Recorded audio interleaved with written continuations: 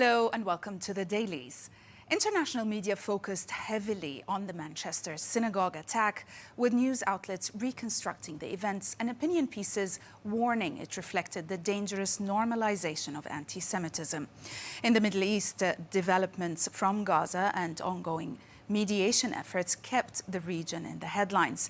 Meanwhile, American media largely turned inward, spotlighting political battles in Washington, from the shutdown standoff to heated debates over military leadership. We'll start from the UK, where all press reported on the Manchester Synagogue attack on Yom Kippur, which left 3 dead and more seriously injured. The Times published a visual guide to the attack, blending witness accounts, police logs, and also photos. The report explains that at 9:31 a.m., a car rammed into Heaton Park Synagogue's gates, while also photos from the scene show the wrecked car and also injured victims outside. The stabber or the attacker apparently stabbed worshippers and tried breaking windows as police declared a terror incident. Also, by 9:38 a.m., armed officers confronted him, firing at him after fearing he wore a suicide vest. Also, more photos later showed the vest and the knife on the ground, and they were deemed to be fake. Paramedics treated 4 injured, while controlled explosions and police raids followed. The images captured apparently the heavy cordon and also searches in nearby streets. By 2:10 p.m., police confirmed 3 deaths, including the attacker, marking it a deadly terror assault. The Telegraph commented on the Manchester Synagogue attack with its editorial warning that the attack is the grim result of rising anti-Semitism in Britain. The editorial praises the bravery of synagogue security and police, who stopped the attacker within minutes, but stresses it is unacceptable that Jewish communities must guard their own places of worship. The paper argues that anti-Jewish hatred, fueled by rhetoric at pro-Palestinian marches and broader political discourse, has been normalized and ignored. This, it says, has created conditions where violence was inevitable, comparing Britain to France.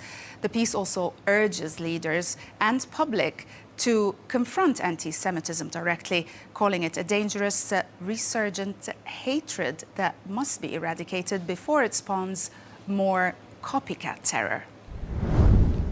Moving to the Middle East, the media was still focused on President Trump's peace plan and Hamas's awaited response to its provisions regarding the Gaza war. Israel Hayom reports that mediators from Qatar, Egypt, and Turkey are scrambling to overcome internal disputes within Hamas over this peace plan. The proposal calls for Hamas to accept the plan in principle, followed by an international conference with Arab states, Israel, the US, and Europe. The sticking point apparently is timing.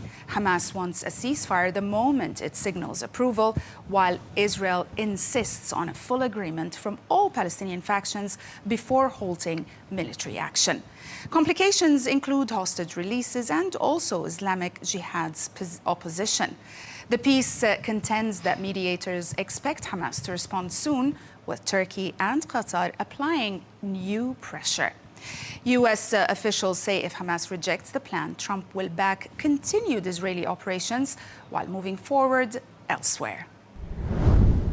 Yet some voices inside Israel are not hopeful. The Jerusalem Post's editorial stresses that if President Trump's peace plan brings a ceasefire in Gaza, frees hostages, and launches rebuilding under international supervision, Israel's reputation will not recover overnight. The paper notes that families of hostages, soldiers, and Gazans all wait anxiously, but the damage from 2 years of war will linger. Images of Gaza's devastation have fueled global criticism, leaving many Israelis abroad feeling unsafe and their country facing reputational costs as painful as battlefield losses. The editorial argues that Israel's leaders must confront mistakes, review military tactics, and embrace accountability. Only through honesty and humility, it says, can Israel begin to repair its standing and heal after October 7th and its aftermath. The New York Times charts a quiet but consequential realignment on Capitol Hill. Democrats in Congress are quietly stepping back from AIPAC, the powerful pro-Israel lobbying group that has dominated Washington for decades. The shift was highlighted when House Minority Leader Hakeem Jeffries, long tied to AIPAC, accepted support from J Street, a rival group that pushes for a two-state solution. At the same time, some Democrats have refused AIPAC donations and fewer are joining its once influential trips to Israel. The change comes as American public opinion turns more critical of Israel's war in Gaza, with Democratic voters increasingly sympathetic to Palestinians. AIPAC still wields clout and big money in campaigns, but the cracks are visible. Even some Republicans are questioning U.S. aid, signaling a broader rethink of Washington's Israel politics. We'll stay with the New York Times, which reported on what it describes as Defense Secretary Pete Hegseth's calling for a return to old-school military rules, rolling back changes made since 1990. The report highlights that Hegseth wants tougher fitness standards, harsher boot camps, and a ban on beards, even for troops with religious or even medical exemptions. Hegseth says this will restore discipline, but many veterans warn it could backfire.